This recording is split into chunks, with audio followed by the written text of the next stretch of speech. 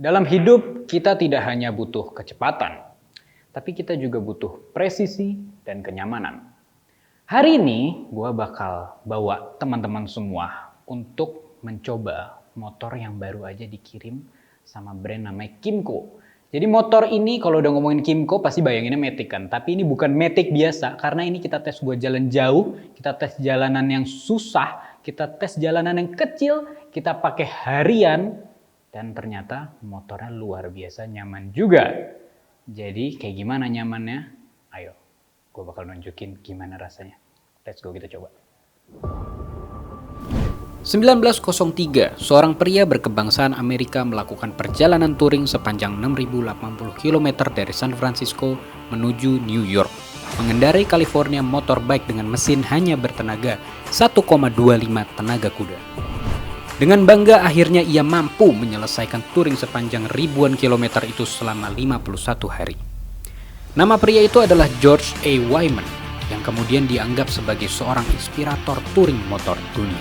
Kisah perjalanan ini pun kemudian dibukukan dalam majalah The Motorcycle dan diterbitkan secara bertahap pada masa itu. Perjalanan atau touring adalah kebiasaan orang-orang hebat di dunia ini. Para petualang ini mampu memahami dunia, menemukan rahasia hidup melalui perjalanan jauh. Dan yang tak boleh dilupakan adalah ikatan emosional antara sang pelaku touring dengan kendaraan yang ia tunggangi. Jangan anggap motor yang kita kendarai itu hanyalah benda mati belaka.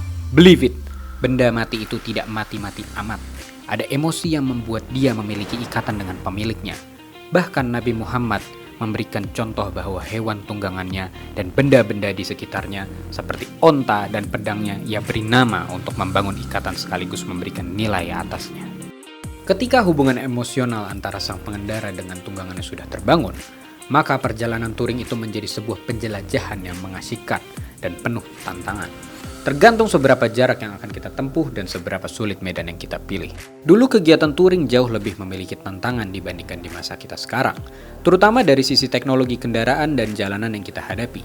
Namun jika kita mampu memberikan makna touring yang kita lakukan, bukan hanya ikut-ikutan tren belaka, maka kita akan sangat mungkin menemukan pengalaman dan hasil pikiran yang unik sebagaimana pengalaman orang-orang hebat di masa lalu. Perjalanan yang serius membawa kita ke diri sendiri. Ya, itulah tujuan setiap perjalanan manusia, sebuah touring panjang yang puncak tujuannya adalah menemukan diri sendiri.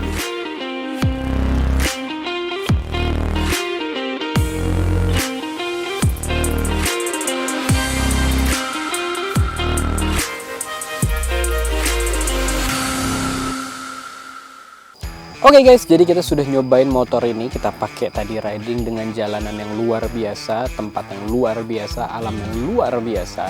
Dan sekarang kita bakal ngomongin Kymco 250 Downtown ini rasanya kayak gimana.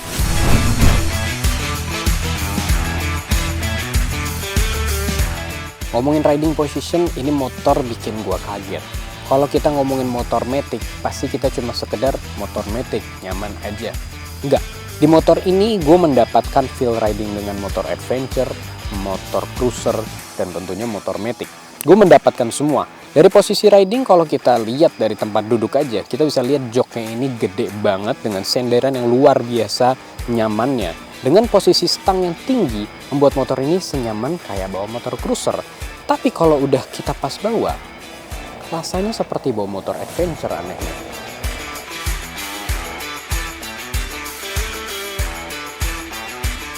Motor Matic kok bisa feel-nya ridingnya kayak cruiser dan adventure. Jadi kalau pas bawa ini, yang kalian lihat di sini adalah posisi ridingnya seperti cruiser. Posisi kaki bisa di sini ataupun bisa maju ke depan seperti ini.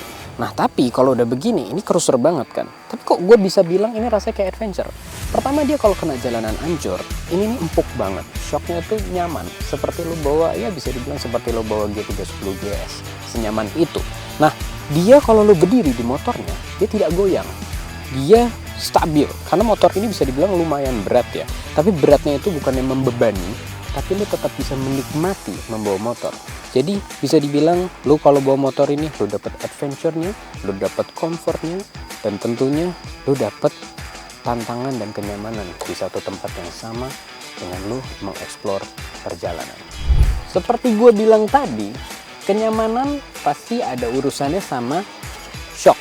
depannya sudah menggunakan telescopic fork, yang belakang sudah menggunakan double swing. Jadi motor ini itu kalau lu ngehajar jalanan yang nggak ajib, itu bakal main deh, bakal goyang gitu kan. Jadi dia udah nyaman banget. Kalau kita ngomongin joknya, tadi kan kita udah bilang kenyamanan ini itu. Jok itu adalah faktor utama. Seperti yang tadi gue bilang, joknya gede, senderannya gede. Tapi yang paling istimewa dari jok ini adalah bahannya. Bahannya ini kalian bisa lihat di sini itu dengan elegan, jahitannya rapi, dan joknya itu sangat-sangat empuk banget. Jadi udah nyaman. Kalau joknya gede, abis itu senderannya gede, tapi nggak empuk, nggak nyaman, itu nggak bakal dapet kenyamanannya. Ini kalau orang-orang bilang tuh namanya comfort seat, nyaman banget. Lampu depan motor ini dilengkapi dengan bohlam H7 dan dia sudah DRL ya, jadi dia sudah daytime running light. Nah, dia juga sudah ada sen LED berbentuk panah yang membuat motor ini lebih tajam, gagah, bentuknya mirip burung hantu jadinya. Nah, ngomongin motor yang namanya sport, venture, touring, matic, pasti butuh bagasi yang gede kan. Nah, ini kalau dibuka joknya ini, kerennya itu dia udah ada penahannya gitu loh. Dia itu kayak pegas gitu, jadi udah nggak perlu takut dia ambruk. Nah, untuk bagasinya dia cukup besar ya, dia bisa muat satu helm full face di depan, dan di belakangnya itu juga bisa dapat helm satu lagi. Nah, mungkin kalau misalnya kalian touring, mungkin kalian butuh naruh tas, habis itu naruh helm cadangan di sini, ini bisa. Di bagasi ini juga sudah ada ini yang bisa dibuka nih, ini bisa buka buat ngeliat kabel di dalam, dan dia juga mudah digunakan, bukan yang kayak pakai kunci lagi apa enggak, dia udah bagasi zaman now. Sebelum motor ini kita bawa jauh, motor ini kan kapasitas tangkinya 12,5 liter. Nah, tadi itu kita isi bensinnya full tank.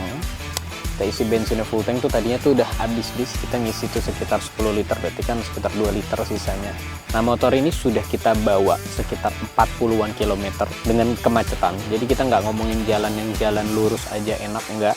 Kita udah macet-macetan, kita udah menikmati perjalanan dengan macet. Jadi kan kalau macet berarti ada nyalip-nyalip, itu ngegas, torsinya langsung keisi.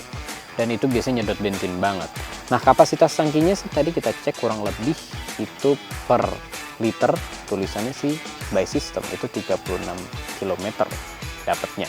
Nah, tapi sudah kita bawa cukup perjalanan yang banyak, pasti lebih dari 40-an kilometer gara-gara kita juga dari Sentul. Jadi kita dari Cinere ke Sentul itu sudah 40-an. Tambah kita naik ke atas lagi, itu nambah lagi gitu kan. Yang pasti sih kita ngerasain ini motor cukup irit.